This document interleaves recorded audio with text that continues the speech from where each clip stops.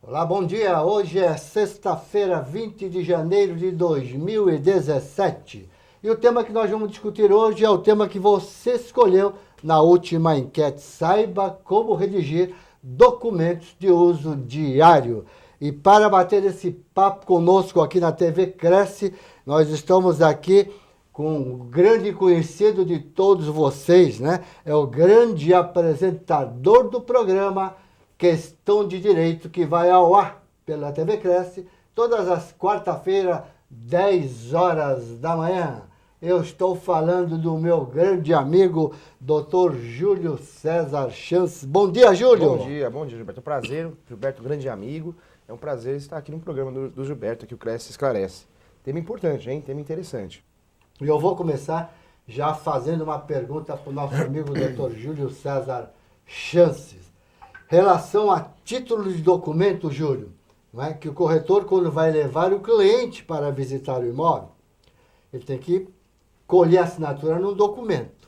Né? Normalmente, o pessoal escreve ficha de visita, declaração de visita ao imóvel, né?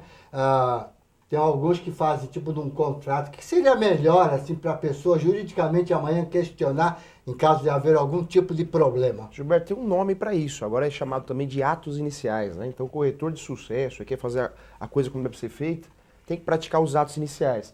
E atos iniciais são o quê? São documentos. São documentos particulares para você amarrar a transação imobiliária e dar segurança não só à transação imobiliária, mas aos seus honorários como corretor, né? Então, chamado de atos iniciais. Acho que o primeiro ato inicial aí realmente é provar que você mostrou o imóvel. Isso é a ficha de visita, a folha de visita ou ficha de visita, vários termos utilizados. O Rio Grande do Sul chama muito folha de visita, né? São Paulo, Minas, ficha de visita. Mas é tudo a mesma coisa e tem que ser feita. É uma prova, né? Uma prova que você intermediou, apresentou comprador, vendedor, locador, locatário. É fundamental, é o começo de tudo. Precisa constar o nome completo, a qualificação desse comprador, o imóvel que ele for ver, direitinho, é isso? Tem que constar. Se possível, até o RG, Gilberto. É muito interessante colocar o nome completo, o RG, a data e o horário também. Isso é muito interessante. Isso judicialmente protege o corretor para uma procedência da ação, numa ação de execução, uma ação de cobrança de honorários. É totalmente importante isso. Existe muita reclamação, Júlio, aqui no Cresce São Paulo, que os corretores dizem, né, solicitam um advogado para o Cresce, porque o cliente não pagou ele, ou o comprador foi direto, comprou sozinho. Isso é o cuidado que o corretor tem que ter como documento de uso diário, né? Verdade. São dois documentos que, em um processo nos autos, faz total importância, que é a ficha de visita ou a folha de visita e mais aquela folha, que é a declaração de, ou autorização ou contrato de corretagem. Se o corretor que tem essas duas coisas escritas, materializadas, né, até por e-mail, ele tem uma vantagem muito grande em relação à cobrança dos honorários. Ele leva uma grande vantagem em relação a como cobrar honorários na justiça. Você falou até por e-mail, mas o documento assinado fica mais firme, né? Fica mais firme, fica mais firme. O ideal, eu já vi corretor fazendo isso e achei interessante, ele manda o documento em PDF, o cliente assina, escaneia e manda novamente, porque aí está assinado, né? Isso gera uma segurança maior, com certeza. É porque normalmente quando se contrata um advogado, né? O corretor contrata um advogado para cobrar honorário, o advogado vai querer o quê? Documento. Documento. Quer dizer, com esse documento, ele tem uma garantia quase que 100%, 99% de receber esses honorários. E acontece, Gilberto. Recentemente eu tive acesso a um caso interessante que o corretor tomou um chapéu de uma comissão de mais de 300 mil reais, né?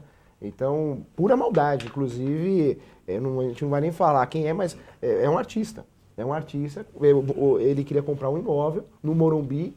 O corretor mostrou mais de 10 vezes o imóvel, acho que umas 12 vezes. E aí o artista foi atrás do vendedor sozinho, fez o negócio sozinho. E a grande prova que nós conseguimos a procedência da ação foi a folha de visita, mais a autorização de trabalho, autorização contrato de corretagem. Foi o que salvou a comissão do corretor.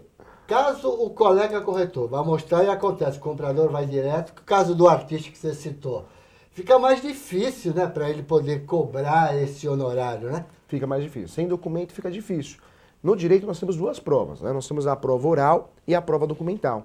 Na transação imobiliária, na cobrança de corretagem, a prova que mais ajuda em um processo, numa cobrança de corretagem, realmente é a prova documental. E a documental é isso, é a folha de visita, ou a ficha de visita, o cadastro do imóvel, também o contrato de corretagem. Então, em um processo, num litígio entre corretor, comprador ou vendedor, o cliente do corretor, a prova oral é fundamental. Quando a gente não tem, vai trabalhar com a prova oral, né?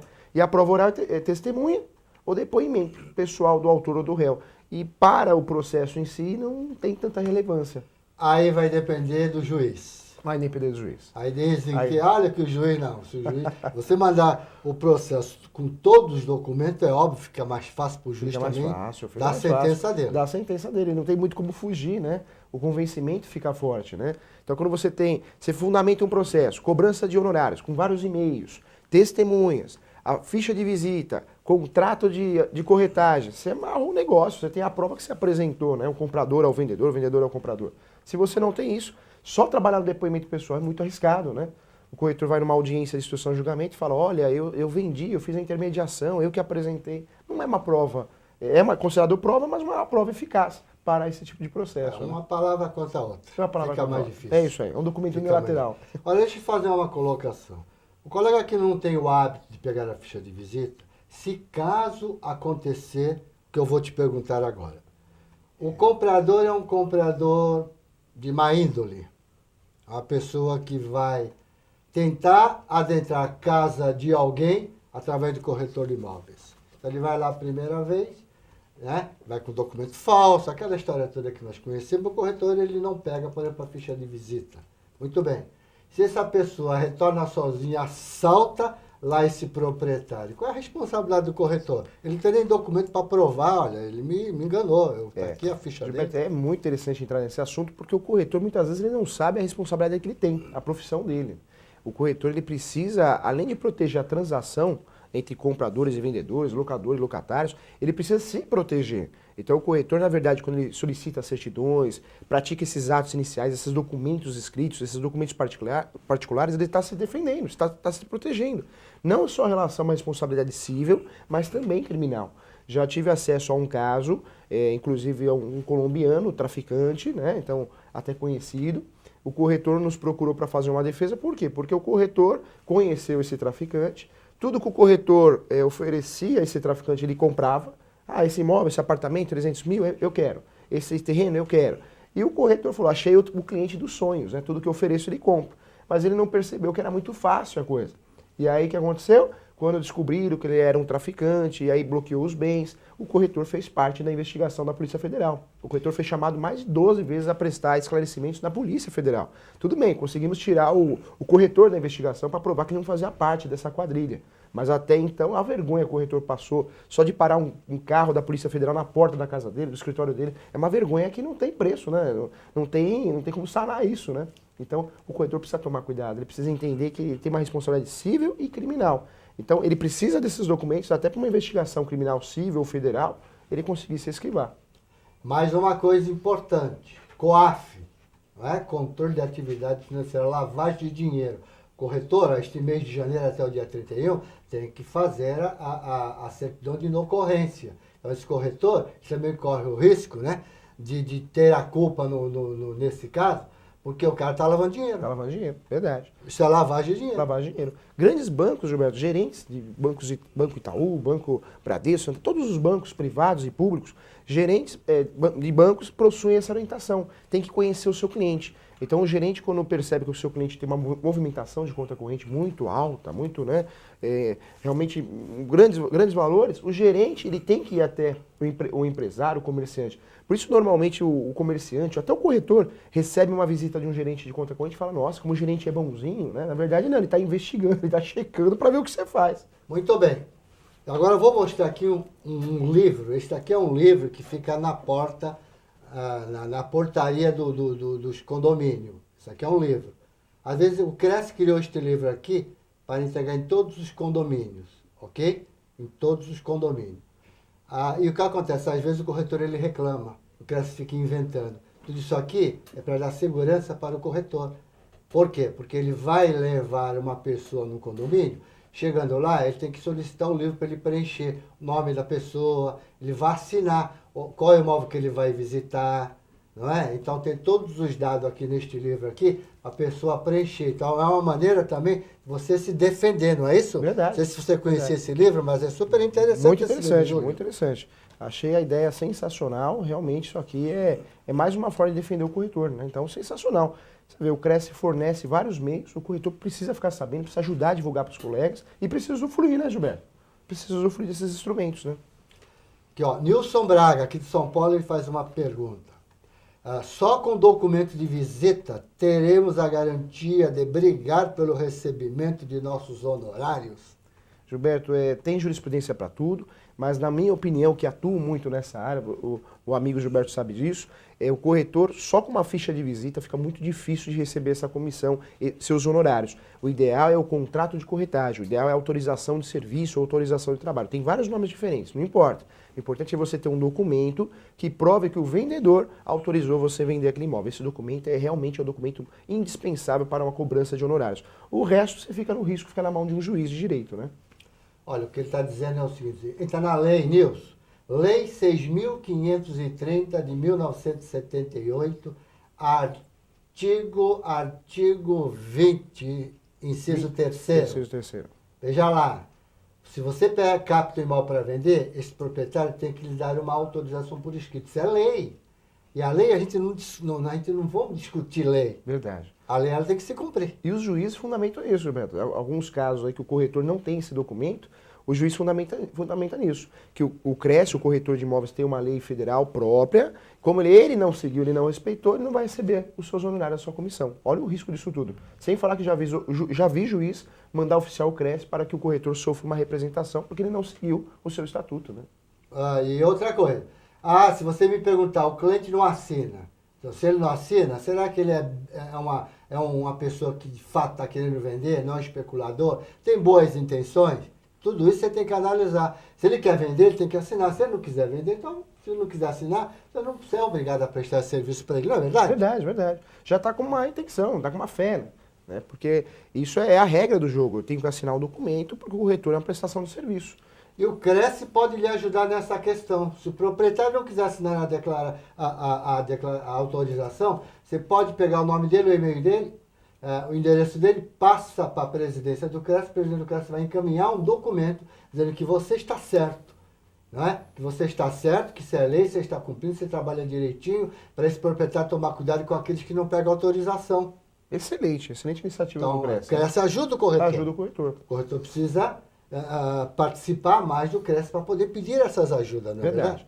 Eu sou suspeito de falar do CRES. Eu acho que o CRES ele trabalha muito em prol do corretor. O professor faz parte de alguns conselhos de ética, de outros conselhos que não vou mencionar o nome. O CRES sempre faz isso. Tem a Quarta Nobre, vários programas da TV CRES. Faz a diferença. O corretor tem que usufruir disso, né? Aí o Zé Carlos Grott, ele pergunta, ele estava no Facebook, quais os documentos que se precisa para se precaver? Ficha de visita, autorização. É importante também e-mails, né? Hoje e-mail faz prova, então troca e-mail com o cliente. E-mail, WhatsApp também, viu, Gilberto? É importante. Então o cliente manda lá um e-mail. Qual a hora que nós vamos nos encontrar para fazer a visita? Às 2 horas. Está confirmada a visita, então. Isso é importante. Eu acho interessante também o corretor ter um e-mail próprio, pode ser um e-mail até do CRES, com a assinatura e o número do CRES, para realmente classificar e identificar como transação imobiliária. Pode ser do canal, deveria ser. Todos os corretores deveriam utilizar o domínio @CRES. Está aí à disposição no site do CRES São Paulo. Agora, vou fazer uma outra colocação aqui. Normalmente, o cliente ele entra numa imobiliária para ver imóvel. Ele pretende comprar imóvel, ele entra. O corretor entra lá no sistema e começa a mostrar. Alguns saem até com o endereço do imóvel. Nesse caso, o corretor também precisaria ter um documento dizendo que ele é que está mostrando aquele imóvel. Se ele for lá diretamente comprar, ele vai pagar o honorário do corretor? Pode fazer esse documento também? O ideal de Ou deve? Ele deve, né? O ideal, um corretor, uma imobiliária que quer trabalhar direito, que quer trabalhar da forma correta e evitar realmente responsabilidade civil, criminal e outras responsabilidades como a disciplinar, o ideal, toda vez que chega um cliente para ter acesso a alguma informação de imóvel, é fazer um prévio cadastro. Um cadastro simples, mas um cadastro. Por quê? Porque se amanhã ou depois, infelizmente, participar de uma investigação criminal, você tem um cadastro lá desse cliente que teve acesso. Chegou o cliente na imobiliária, ou o corretor vai atender, tem que fazer um cadastro. Cadastro simples. Pode ser à mão, pode ser no computador, pode ser um software, não importa, mas tem que ter um cadastro. Isso é muito importante, sim. Autorização. Lá na autorização, tem um modelo no site do CRES. Nós temos um modelo no site do CRES. Então, também é importante. Por quê? Porque lá vai estar o endereço do imóvel, assinatura do proprietário e valor do imóvel. Porque quando o cara é especulador, você chega com a proposta, ele nunca quer. Verdade. E às vezes ele fala, eu aceito, mas eu quero que você cobre os seus honorários do comprador. e você não tem como provar para o comprador sem autorização que de fato é ele que está pisando, o proprietário está pisando na bola. Então a autorização também serve para evitar esse tipo de problema. Verdade, verdade. Hoje, no direito à transação imobiliária, o que simboliza é o fechamento da transação imobiliária? É a proposta e o aceite. Quando você tem isso por escrito e tem as duas, ou um contrato preliminar, fechou o negócio. Inclusive, quem desistir vai responder por isso. Se o comprador desistir, ele perde o sinal. Se o vendedor desistir, ele tem que devolver em dobro. Então, é importante ter esse documento. Transação imobiliária é uma escada, são passos, né?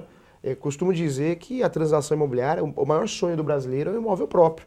Então, transação imobiliária se mexe com o maior sonho do brasileiro. E o principal medo é a morte, né? Então, você mexe com o principal sonho, tem que dar valor para isso, né? Um documento que nós não se utiliza muito, pelo menos aqui no estado de São Paulo, né? Mas em outros estados é habitual a exclusividade. A exclusividade ela tem que ter um prazo, né? Tem que ter um prazo. Né? Ela não pode ser indeterminada. Não pode ser indeterminado.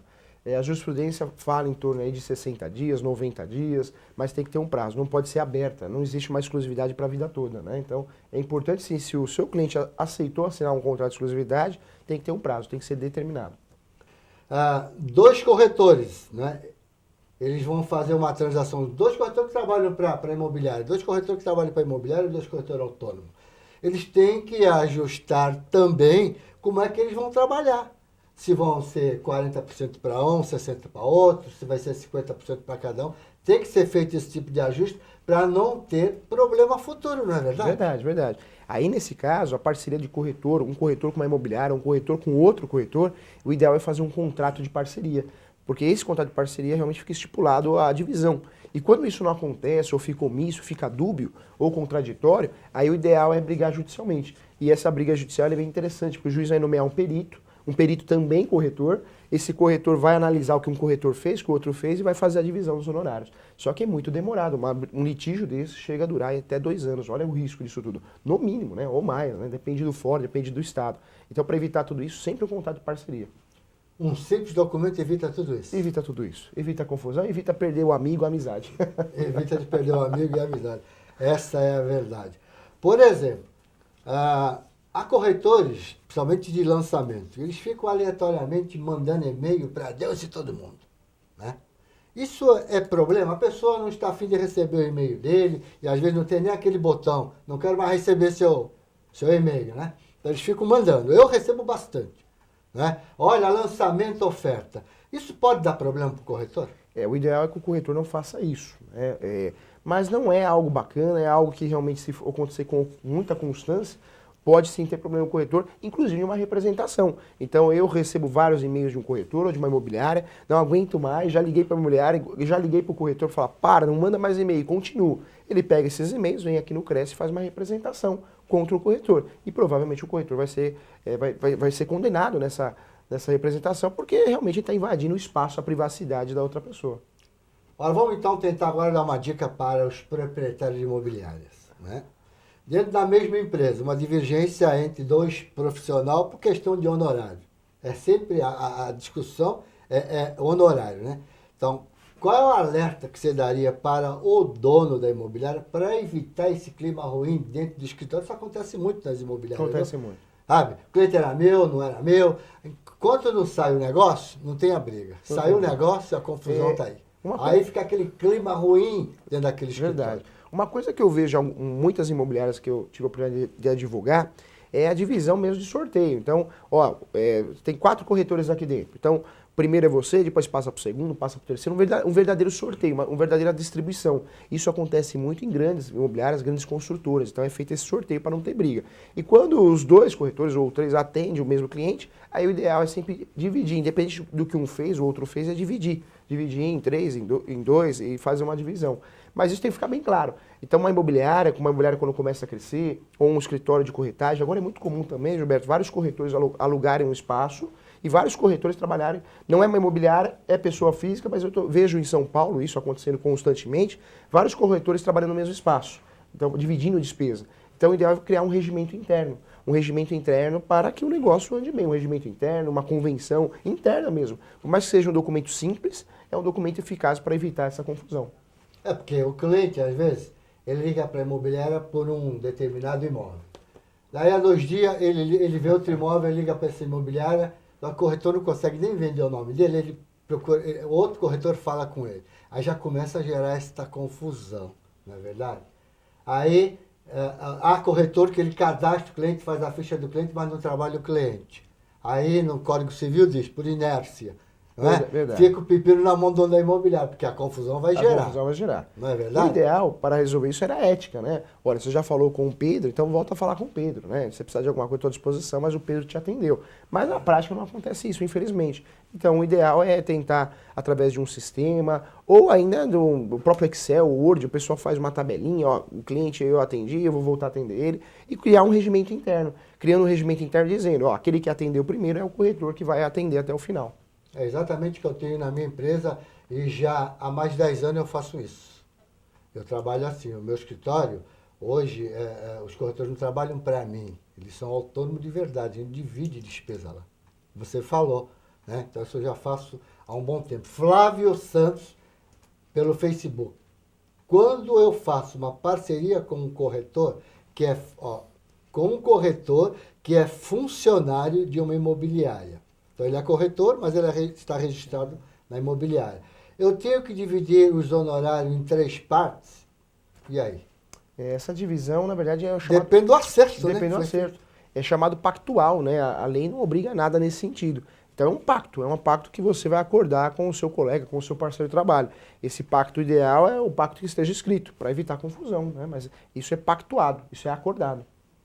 Vamos falar aqui um pouquinho sobre essa questão de distrato. Código de Defesa do Consumidor, a pessoa faz a proposta, tem um período, me parece, que a pessoa pode desistir, mas se assinar no escritório não tem esse dia. Como é que funciona essa questão? Tem. Na verdade, o direito do consumidor, que é a Lei 8.078 de 90, né, o Código de Defesa e Proteção ao Consumidor, ela aparece sim um pouquinho aí na transação imobiliária também, né? Então essa prestação de serviço do corretor, existe uma discussão, é relação de consumo, não é?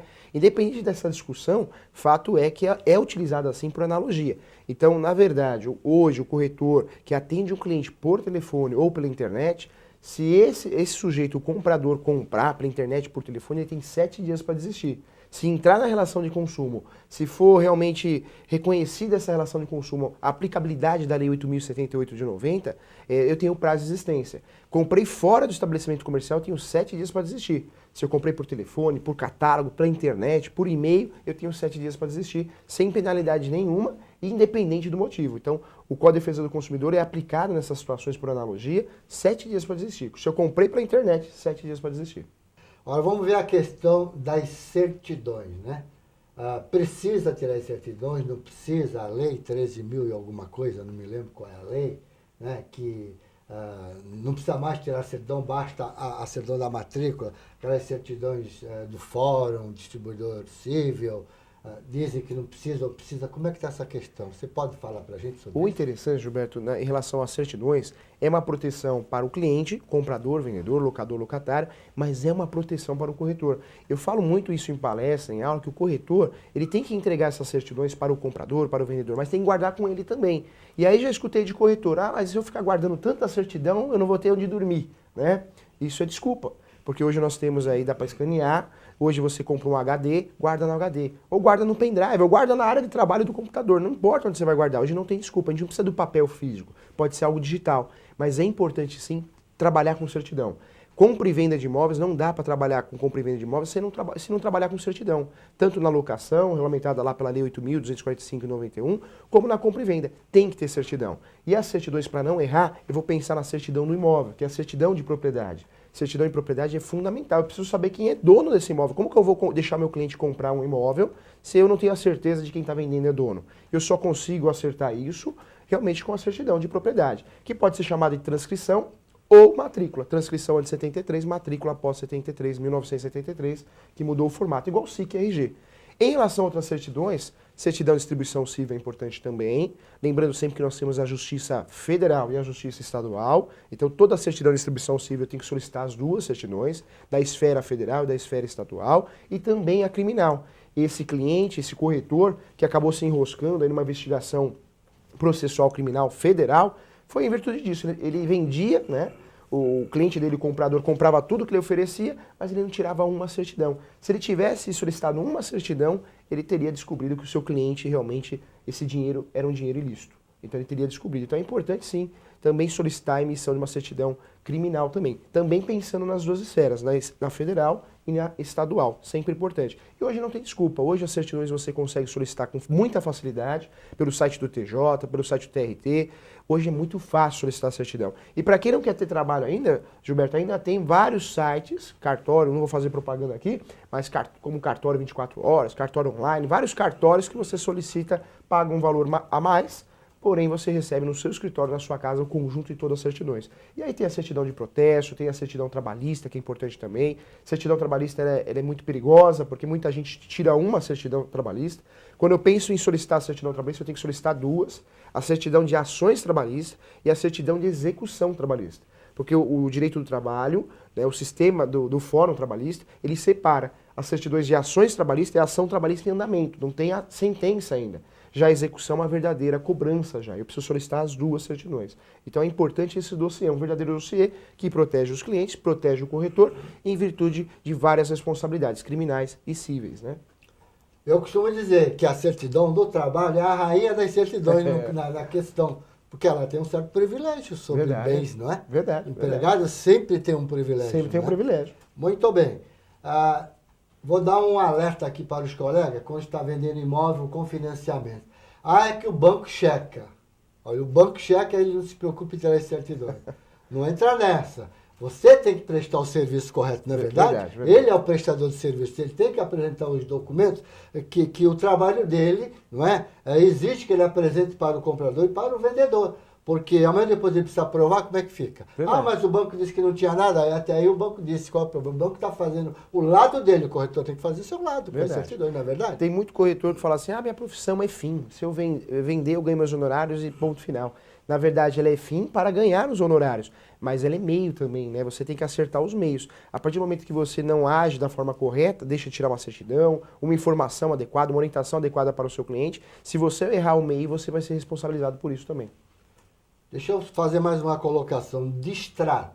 Se só foi feita a proposta, assinada a proposta, pode fazer o distrato no próprio no verso da proposta. Pode-se fazer um distrato dizendo que o negócio está desfeito, ou tem que fazer um documento, tem um instrumento particular, aí tem que ser um documento com base naquele contrato particular, né? Não existe uma formalidade em relação a isso, viu, Gilberto? Pode ser feito sim no verso do documento, não importa, mas o ideal é que seja feito a coisa realmente da forma mais esclarecida possível, né? Nós temos aí, muita gente não sabe, a notificação. Alguém manda uma notificação para você. Você pode mandar contra a notificação. Então, na verdade, toda a resposta, toda a ação tem uma reação. E o distrato também. O ideal é que o distrato, existe o contradistrato, documento pouco falado. O contradistrato é o quê? É um distrato, na verdade, a existência do próprio distrato. Então tem vários documentos que muita gente não tem acesso a essa informação. E o ideal é que você faça o documento correto. Mas, né, em via de regra, você pode fazer atrás, no verso mesmo, e resolver a situação. Estamos chegando no final da nossa edição de hoje do Cresce Esclarece. Deixo a palavra aberta para você fazer suas considerações finais aqui a todos os colegas corretores brasileiros. Realmente um prazer estar do lado do meu amigo aqui, realmente uma pessoa muito especial, um carinho enorme, programa que está há tanto tempo aí e muito corretor não sabe. Então você que assiste o nosso programa, tanto Questão de Direito, TV Cresce, Quarta Nobre, ajude a divulgar, porque o seu colega não sabe. Porque na verdade muita gente fala, conhecimento é muito caro, hoje nós temos alternativas, TV Cresce, entre outros projetos sociais também.